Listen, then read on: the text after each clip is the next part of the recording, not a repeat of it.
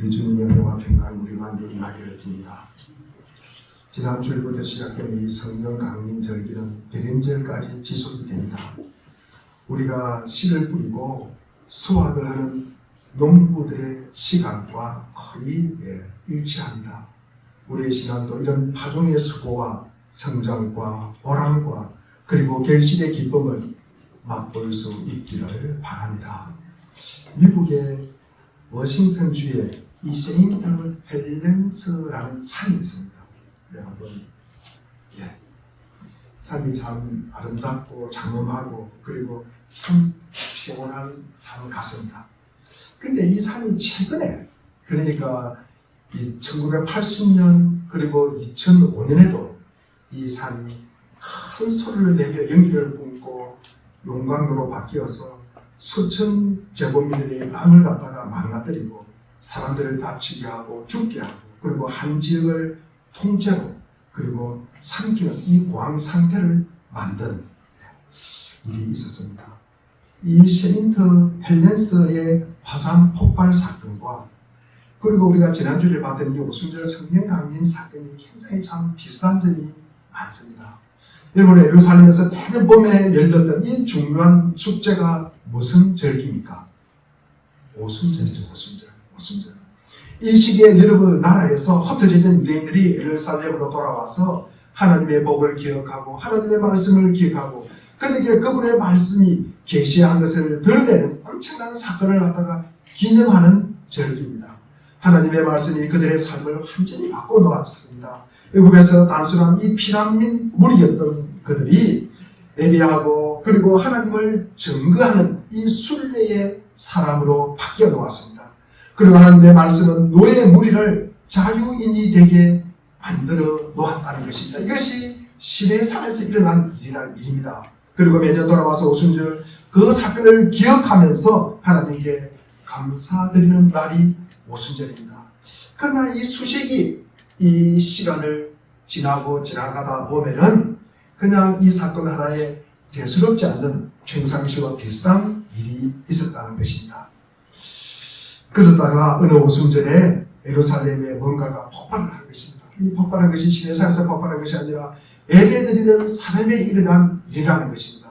이들 사이에 뜻밖의 에너지가 폭발을 합니다. 지난주에 말씀처럼 사도행전 2장 2절과 3절에 보니까 급하고 강한 바람 같은 소리가 있었다.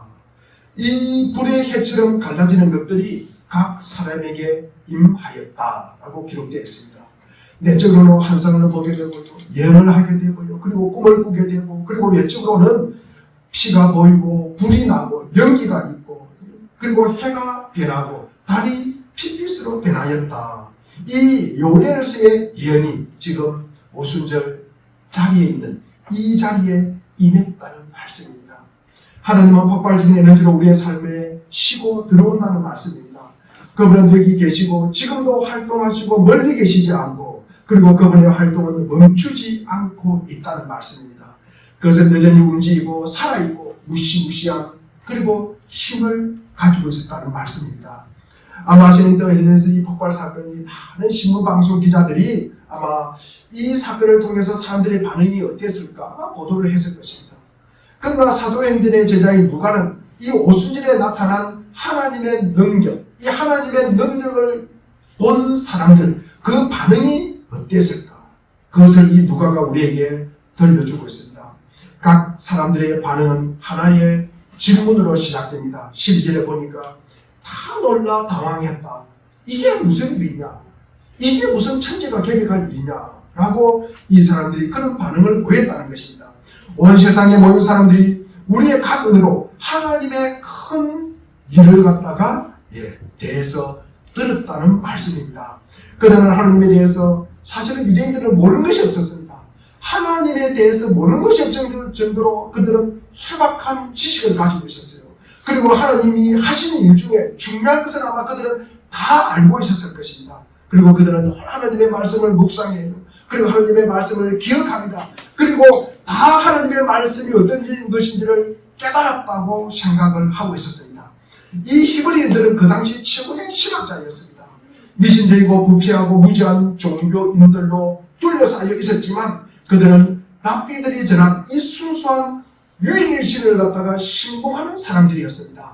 세계를 무대로 삼아두고 다니며 신학적으로 박식한 그들은 하나님을 다 파겠다고 생각을 하고 있었습니다. 특히 이들은 종교적인 어떤 중요한 사건에 대해서 가는 곳곳마다 그 사건에 대해서 그 배경과 특징에 대해서 누구에게도 설명을 참으로 잘하는 사람이었습니다.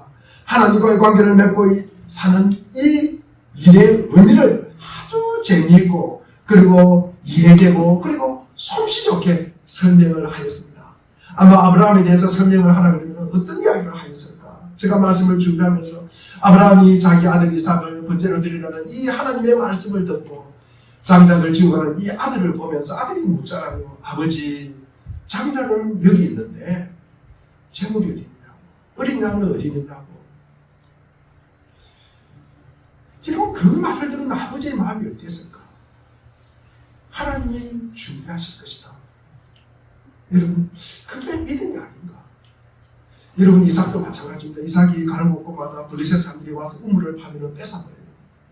그런데 이 이삭이 가는 곳곳마다 우물을 파면 물이 나와요. 여러분, 이런 어떤 반전의 어떤 역전의 하나님, 우리에게 베풀어 주고 보여주는 하나님이잖아요. 여러분, 이 야곱이 예수를 피해서 자기 바다나에 있는 외삼촌 집에 가잖아요. 가면서 여러분, 날이 저물었습니다. 돌멩이를 메고 잠을 청합니다. 그런데 여러분, 그 꿈에 여러분 사닥다리에 하나님이 오르락 천사들이 보이잖아요. 여러분, 그 모습을 보면서 내가 너무 함께한다는 그 말씀, 우리가 살아가면서 이 땅을 주님과 만났던 그 기억, 함께한다는 그 기억, 그 기억을 붙잡고 우리가 평생 살아가지 않습니까? 여러분, 야복강에 왔을 때는 어땠습니까? 주님과 만나서 실험을 하잖아요. 나에게 복 주지 않으면 절대 놓아주지 않을 것이다. 여러분, 복 주시는 그 주님, 나의 이름을 바꿔주시는 그 주님, 나의 상황과 행편을 바꿔주시는 그 주님, 우리가 늘 만나는 은혜가 있기를 바랍니다. 뭐 이 일만 있겠습니까? 모세 일을 하면 얼마나 할 이야기가 많겠습니까? 여러분, 다윗, 여러분 골리앗과 싸울 때 이야기하면 얼마나 여러분 흥분되게 이야기를 했을까? 얼마나 리얼하게 재미있게 이야기를 했을까? 여러분, 사도 바울을 이야기를 하면 얼마나 재미있게 이야기했을까? 날마다 예수 믿는다고 예수 믿는 사람들을 잡아 죽이는 그 일이 자기의 본업이었는데, 그것이 사명이라고 생각하고 그것이 하나님을 위하는 일이라고 생각했는데, 다윗의 도상에서 하나님을 만나고 내가 이때까지 잘못 살았구나, 내가 어둠에 살았구나, 내가 빛의 자녀로 살아야지, 그 눈을 갖다가 뜨게 한 이 다메섹 사건을 통해서 사도 바울이 완전히 다른 삶을 살아가죠. 그 한 번의 경험, 그런 사건을 우리가 일생에서 한두 번 만날까 말까는 그런 사건을 통해서 우리의 믿음이 여러분 주님 앞으로 쭉 밀고 가는 거예요. 우리가 매일 주님을 만날 수는 없습니다. 그런 획기적인 사건을 통해서 우리가 주님을 만나는 거예요. 그러니까 이 이야기를 할 때 이 사람들이, 유대인들이 얼마나 재미있게 설명했을까, 얼마나 여러분 리얼하게 설교를 하셨을까, 그런 생각을 하게 됩니다. 아마 저하고 같지는 않을 것이다, 제가 그런 생각을 하게 됩니다. 그러나 이날은 상황이 역전이 되었습니다. 이날에는 그들이 여행자들에게 이야기를 들려줄 이야기가 없었다는 것입니다. 여행자들에게 들려주는 상황이 아니었다는 것입니다. 아마 이렇게 기록되었더라, 누구에게 내가 들어노라, 그렇게 말하는 것이 아니에요. 이 사람들이 직접 보고 본인이 보고 경험한 말을 말하는 것입니다. 이 여행자들은 그것도 방금 예루살렘에 도착한 이 시골들이 갈릴리인들이잖아요. 이 갈릴리인들이 그들의 언어로 하나님이 하신 큰 일을 갖다가 이야기하는 것입니다. 과거가 아니라 그게 지금 그 순간에 하나님이 하고 계신다는 말입니다. 그들은 그 하나님이 시대상이 아니라 지금 말씀하시는 내용을 들려주시고 있다는 말씀입니다. 유대인들이 이 상황을 보면서 얼마나 당황했을까? 내가 하나님이라면 모르는 것이 없다고 생각했는데, 아니 시골들이 방금 시골에서 올라온 이 갈릴리인들을 통해서 하나님의 큰 일을 내가 그걸 통해서 듣고 있다니, 여러분은 얼마나 당황했을까? 이런 세기에 걸쳐서 유대인들은 하나님과 관련된 일을 하면 전문가였잖아요. 그런 그들이 이제 막 현장에 도착한 사람들에게 하나님의 새로운 활동에 대해서 생생한 보고를 들었다는 것입니다. 이 성령의 에너지가 그들을 살게 강력하게 움직였습니다. 모든 면에서 그들은 놀라고 당황한 말이었습니다. 어떤 사람은 이렇게 말합니다. 하나님은 가까이 계셔. 멀리 계시는 것은 하나님 아무 소용이 없어. 여러분, 이 유대인들은 하나님이 가까운 데 있는 것이 아니라 머나먼 곳에 있다고 생각을 했다는 거죠. 계시는 계시의 이 장엄한 산을 갖다가 흐릿한 과거 속에 있을 뿐 현재 부는 바람이 아니라고 아마 생각을 했을 것입니다. 그들은 놀라고 당하여 물었습니다. 이 어찌된 일이냐? 어찌된 일이냐? 베드로가 대답합니다. 이것은 하나님의 영이 우리 가운데 부어준 사건이다. 하나님이 친히 그분을 우리에게 나누어주고 계셨다. 하나님의 생명을 우리에게 친히 나누어주고 계시고 있는 현장이라는 것입니다. 언제가 일어날 것이라고 생각했던 이 사건이, 믿음으로만 생각했던 사건이 여러분 지금 이 일이 벌어졌다는 것입니다. 지난주에 말씀을 드린 것과 마찬가지로 요엘 선지자 예언을 우리는 기억합니다.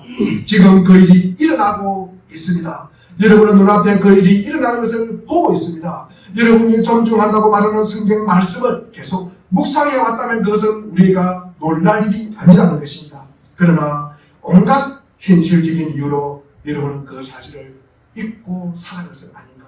하나님이 여기 우리 가운데 계십니다. 사도행전 2장 21절에 누구든지 주의 이름을 부르는 자는 구원을 받으리라. 베드로의 이 말을 이렇게 이어집니다. 하나님의 영이 부어진 것은 우연이 아니라는 말씀입니다. 이 일은 알려진 한 원인의 결과라는 것입니다. 그 원인은 무엇입니까? 나사렛 예수라는 말씀입니다. 여러분이 십자가에 못 박은 그를 하나님이 살리셨습니다. 예수님은 우리 역사 속에 들어오신 하나님이십니다. 우리는 그를 통해서 하나님의 일하심과 말씀을 개인적으로 만나게 됩니다. 하나님의 행상을 담는 것, 이는 하나님의 모습을 담는 것이 아니잖아요. 여러분, 우리가 하나님의 눈, 코, 입이 닮았다 그럴까요? 키가 닮았다 그럴까요? 여러분 얼굴 생김새가 닮았다 그런 거 아닙니다. 여러분, 우리가 하나님의 형상을 닮은 것은 사람들이 우리를 보고 나를 보면은 진짜로 하나님이 계시는 걸 알겠다. 진짜로 하나님이 계시는다는 것을 저 상을 통해서 내가 알 수 있느냐, 내가 그것을 갖다가 느낀다고 이야기하는 거예요. 그것이 우리가 하나님의 형상을 담는 것입니다. 그런데 그 만남에서 우리는 어떻게 하겠습니까? 여러분, 인격적 차원에서 여러분은 하나님과의 관계를 거부하셨다는 것입니다. 우리는 폭력적이고요, 신성모독적이고요, 그리고 대놓고 거짓말하고요. 여러분, 하나님을 거부하는 거예요. 여러분, 예수님은 십자가에 그렇게 못 박아셨습니다. 그것으로 상황이 끝난 줄 알았는데 그렇지 않았다는 것입니다. 하나님은 그를 다시 살리셨다는 것입니다. 죽었다고 생각했는데, 그것을 끝이라고 생각했는데 하나님은 그분을 다시 살리셨다는 말씀입니다. 여러분, 인간의 손으로 저지른 이 십자가의 죄와 하나님의 뜻으로 이루어진 이 부활, 이 두 사건이 이 광대한 로마 제국의 외딴 구석에서 일어난 아주 소소한 사건처럼 여러분 보였지만, 인간과 하나님이 각각 그린 이 두 사건으로 인해서 이 새로운 에너지가 폭발했고, 이 폭발 가운데 하나님의 생명이 남자와 여자, 그리고 아들과 딸, 젊은이와 노인, 그리고 여러분과 저의 삶에 부어주셨다는 것입니다. 여러분, 이 세인트 헬렌스 산의 폭발 원인이 무엇일까? 여러분, 일부 등산객들이 모닥불을 피우다가 그 불씨가 남아서 여러분 이 폭발 사건이 터진 것입니까? 여러분, 그렇게 생각하십니까? 대답이 없으시네. 대답이 없으시네. 여러분, 세인트 헬렌스 산은 단층선으로 되어 있습니다. 단층선 위에 있습니다. 그래서 지질학자들이 몇 년 전부터, 몇 개월 전부터, 몇 주 전부터, 며칠 전부터 여러분 이 지하 깊숙한 곳에 요함이 끓고 있다고, 여러분 지진이 일어날 것이라고, 땅이 갈라질 것이라고 여러분 추측을 하였습니다. 여러분, 그런데 하루아침에 이루어진 일은 아니에요. 여러분, 우리도 마찬가지입니다. 주변에서 사람들이 여러분 사람이 사랑을 하게 되고요, 하나님 앞에 와서 예배를 드리고요, 우리가 찬양을 부르고 기도를 하고요, 그리고 우리가 치유를 받고요, 그리고 베푸는 하나님의 능력을 받는다면 그 의미를 갖다가 우리 이해하기 위해서는 여러분 무엇을 찾아야 됩니까? 여러분, 내가 왜 그렇게 할까? 여러분, 다시 한번 제가 말씀을 드리겠습니다. 사람들이 막 그래요. 저 사람은 참 사랑이 많다. 저 사람은 참 복을 비는 것마다 다 응답을 받네. 여러분, 저 사람은 참 예배하는 사람이야. 저 사람은 찬양하는 사람이야. 저 사람은 기도하는 사람이야. 저 사람은 어떻게든지 여러분 치유와 회복 있는 사람이야. 저 사람이 있는 가는 곳마다 화평이 있어. 저 사람은 베푸는 능력을 갖다가 받았다. 그러면 여러분, 그 의미를 갖다가 이해하기 위해서는 여러분 우리가 무엇을 찾아야 됩니까? 여러분, 예수 그리스도의 십자가와 부활을 갖다가 그슬러 올라가는 거예요. 거기에서 원인을 찾는 것입니다. 사람들이 사랑하고 복을 빌고 예배하고 찬양하고 치유하고 베푸는 능력을 받았다면 그 원인은 하나님이 우리 가운데 계시다는 것입니다. 성령이 우리 안에 임했다 있다는 말씀입니다. 하나님이 우리 죄를 용서하시고 우리는 스스로 구원할 수 있고 믿음으로 우리가 살 수 있다는 것을 예수 그리스도께서 우리에게 말씀하셨고 보여주셨다는 말씀입니다. 우리가 사랑을 하게 되고 복을 빌고 예배하고 찬양하고 우리가 치유하고 베푸는 능력을 받았다면 그 삶의 표면에 어떤 일이 일어났는가, 그것이 중요한 거 아니에요. 우리가 하거나 하지 않는 어떤 일이 아닙니다. 그 모든 것의 중심에 깊은 곳에서 하나님이 하시는 일이 있었다는 것입니다. 그것이 곧 예수 그리스도의 부활입니다. 그것이 우리가 믿음의 공동체 안에서 경험하고 나누는 이 능력 있는 생명의 원인이 되었다는 말씀입니다. 두 번째로 우리가 보는 것은 37절 우리 전반절을 우리가 37절 한번 읽어보겠습니다. 37절 전반절인데 전반절입니다. 우리 30절 앞부분만 읽어보겠습니다. 시작. 사람들이 이 말을 듣고 마음이 찔려서 여기까지 여러분 마음이 찔렸어. 그들이 이 말을 듣고 마음이 크게 찔렸대요. 여러분. 첫 번째 감정은 전반적으로 혼란과 당황스러움입니다. 두 번째로는 심장을 찌르는 예리한 고통입니다. 여러분, 나에게 책임이 있구나. 여러분, 세상에 일어나는 사건들 나와 무관한. 어제도 많은 사람들이, 지중해 사람들이 배가 고파서 또는 폭죽을 일해서 여러분 난민들이 배가 뒤집혀서 여러분 죽습니다. 저는 그것이 나와 무슨 상관이 없다고 생각했는데 그것이 나와 상관이 있다고 생각해요. 지금도 아프리카에 굶어 죽는 사람을 보면 결핵에 걸려서 여러분 에이즈에 걸려서 죽어가는 사람들을 보면서 저는 그 일이 나와 전혀 상관이 없다고 생각합니다. 이것이 나와 상관이 있구나. 나와 상관이 있구나. 여러분 우리가 때로는 여러분 헌금하고 때로는 보내는 여러분 이게 후원이 여러분 어린애들 필리핀이라든지 참으로 한 지역에 있는 사람들 한 달을 갖다가 살아갈 수 있는 샤워비가 된다 그러잖아요. 그것이 단돈은 몇만 원이 그것이 해결을 한다 그러잖아요. 그러나 우리는 그거 별로 그렇게 생각하지 않고 우리가 이 땅에서 쓸 때가 참 많이 있지 않습니까? 여러분 저만 그런 것 같습니다. 성도들은 그렇지 않는 것 같은데 제가 우리 성도들의 믿음을 따라가지 못하는 것 같은 생각이 참 많이 듭니다. 나는 하나님을 무심하게 바라보는 구경꾼이 아니었구나. 여러분 하나님을 매치기 위해서 서서 그냥 섬기는 이방인이 아니었구나. 그냥 나는 감정 없는 그런 전문가가 아니구나. 나는 하나님을 거부하거나 그리고 무시할 수 없구나. 그리고 나는 하나님의 임재 앞에 서 있구나.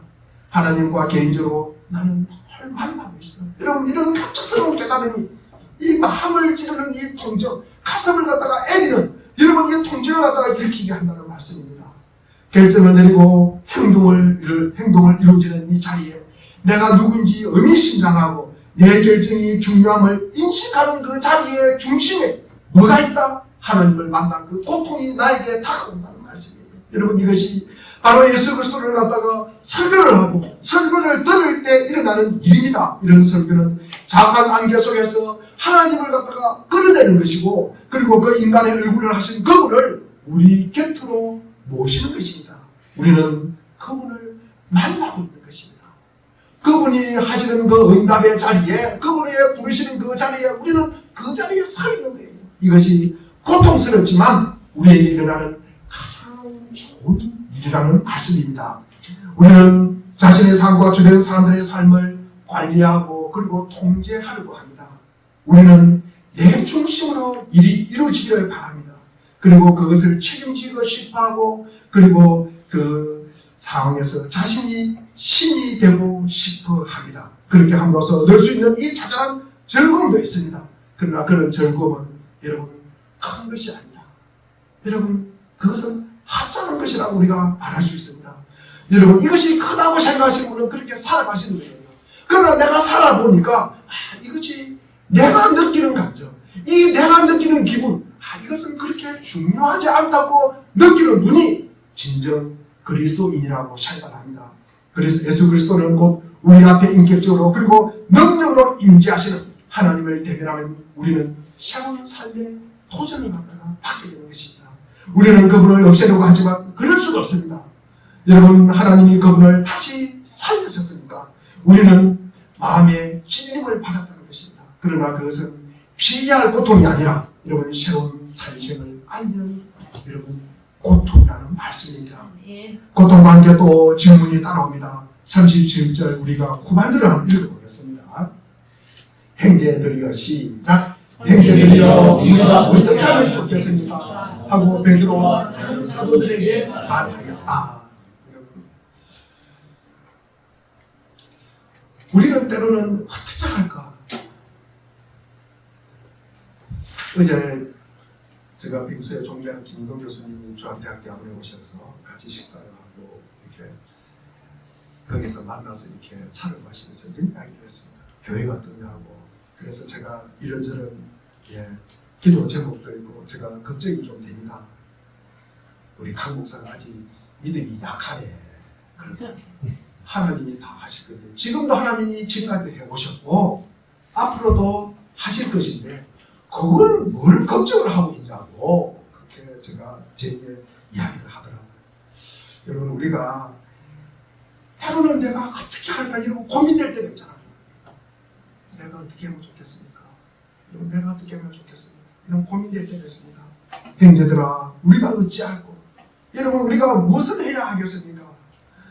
여러분 우리 38절을 우리 한번 읽어보겠습니다. 38절 39절 읽겠습니다. 시작. 베드로가 대답하였다. 회개하십시오. 그리고 여러분 각 사람은 예수 그리스도의 이름으로 세례를 받고 죄 용서를 받으십시오.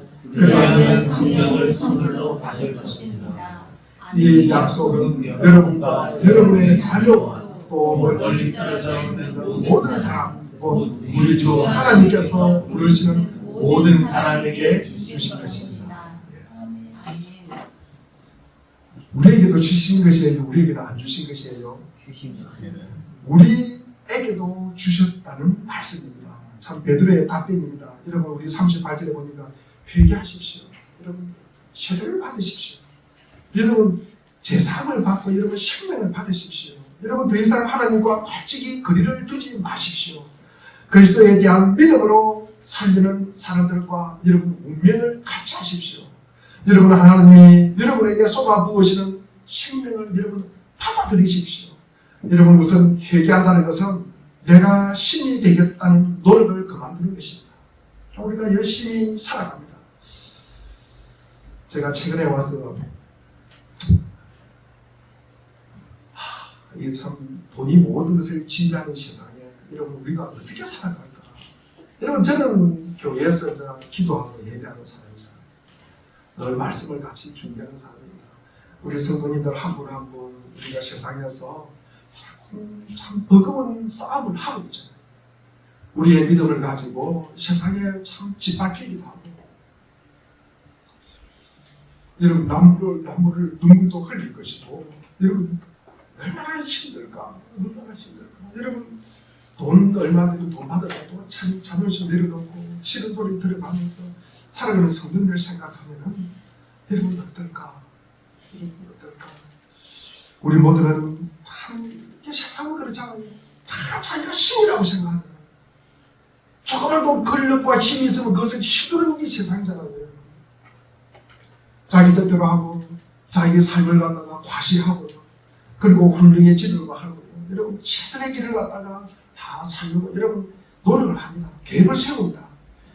그 중에서도 그 자체로 나쁜 것은 없지만 여러분 자잘한 것이 쌓이다 보면은 여러분 하나님께 알맞는 유일한 여러분 것이 우리의 삶의 중심에도 여러분 그분을 갖다가 몰아내고 그분을 갖다가 밀어내는 이런 일들이 참 많이 있을 것이다. 얼마나 이런 추도를 하겠습니까? 내 삶은 그렇게 살고 싶지 않은데 내 상황과 여건이 여러분 내가 있는 곳이 여러분 나를 갖다가 그렇게 살지 못하게 갈등하고 여러분 그렇게 살기가 얼마나 많이 있을까? 여러분 회개한다는 것은 그저 그냥 기분이 좋게 되는 거 내가 좀 더 가지는 거 그런 거 아니잖아요. 여러분 다른 사람들이 우리를 갖다가 좋아하게 만드는 거 그런 거 아니잖아요. 여러분 그들을 우리의 뜻대로 여러분 조절하려고 하고 그리고 그런 어떤 수준의 생각을 하고 그리고 그렇게 행동하는 것에서 우리가 등을 돌리는 것이잖아요. 등을 돌리는 것이잖아요. 여러분 이것이 쉽지 않다는 사실을 우리가 기도하고 그래서 우리가 깨어있으라.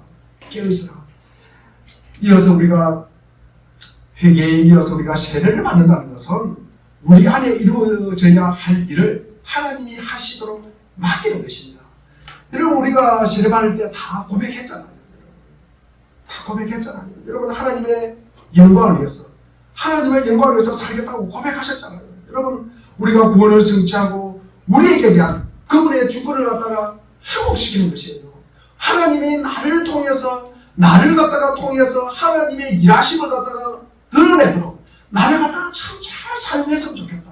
나의 순종으로 이 일이 이루어지도록 우리가 다 고백했잖아요. 그래서 우리가 세례를 받았잖아요. 세례에서 우리는 수동적인 위치에 있는 것입니다. 다른 사람들이 우리를 갖다가 강물에 담그면 그냥 반항하지 않고 당기는 거예요. 여러분 요단강에 당기는 거예요. 우리가 세례 받을 때 이런 물 몇 방울로 우리가 당기지만도 그것을 갖다가 받아들이는 것이잖아요. 여러분 물을 뿌리면 우리는 거기에 맡기는 거예요. 내 자신을 맡기는 거예요. 내 얼굴을 맡기고요. 물을 갖다가 부으면 내가 이러면 거기에 피하지 않는 것이에요. 여러분 우리는 그 일을 갖다가 허락한 사람들이잖아요. 여러분 하나님이 하나님 되도록 우리가 맡긴다는 말씀입니다. 세례는 이것을 행위로 나타내는 일종의 상징이잖아요. 여러분 우리 안에서 이루어져야 할 일 하나님께 맡기기는 참 어렵다는 거예요. 여러분 바람이 불고 벌레가 탁 날아오면 우리는 눈을 감잖아요. 기본적으로 우리는 뭡니까? 이게 움츠리는 거예요. 우리는 다른 뭐가 들어오면 거부하는 것이 본능이에요. 인간의 본능. 그런데 우리가 그것을 갖다가 만든다. 여러분 가끔 보면은 그 코미디 프로 같은 데 보면은 그 진팀에 이렇게 밖에서 물을 부어가지고 이렇게 막 뿌리는 그런 일이 가끔 있더라고요. 제가 보니까 안정환에게 그런 거 뿌리고 이동국에도 뿌리고 하는 걸 제가 한번 본 적이 있습니다. 그 공차는 거예요. 여러분 그런 거 피하고 싶잖아요. 그것을 갖다가 박빙하는 것은 굉장히 아마 뭐 카메라도 있고 많은 사람들이 보니까 아마 그걸 갖다가 이렇게 막는 것이지 우리가 아무도 보지도 않고 가만히 있으다가 다 피하고 싶은 거예요. 그러나 우리가 믿음의 사람은 우리가 세례를 받는다는 것은 그것을 갖다가 다른 사람 보는 사람 없지 말고 하나님이 보실 것이라는 그 믿음으로 우리가 그것을 맞대응하는 것입니다. 우리 인간은요 요람에서 기어나오는 순간부터 우리가 행동하도록 만들어진 존재잖아요. 여러분 그런 존재잖아요. 그렇기 때문에 이 세례라는 성례가 상징하는 것을 그 상징하는 상태로 우리가 되돌아가는 것입니다. 행동하기 전에 영향을 받고 행위가 아니라 우리가 은혜로 구원받고 우리 자신이 아니라 그리스도에 의해서 우리가 구원을 받고 우리가 하나님을 부르는 것이 아니라 하나님을 예배하는 사람으로 우리 자신을 여러분 인식하고 우리 자신을 그렇게 이해하는 것입니다. 세례로 받아들인다는 것은 하나님의 모든 것을 우리의 삶에서 어떤 식으로든 어느 정도로 경험한다는 말씀입니다. 성령은 우리 삶에 있는 하나님의 생명입니다. 그리스도인의 삶은 우리 안에 있는 하나님의 생명을 경험하는데 지속적인 탐구와 노력과 기쁨 어린 발전을 보이는 샤워입니다. 또 이런 것들이 가능한 상태로 만드는 것입니다. 그리스도인의 한 사람 한 사람은 에너지가 펼쳐지는 장이 되는 것입니다. 즉 하나님이 구원하시고 복 주시는 일을 활발하게 행하도록 개인적으로 만나는 사건입니다.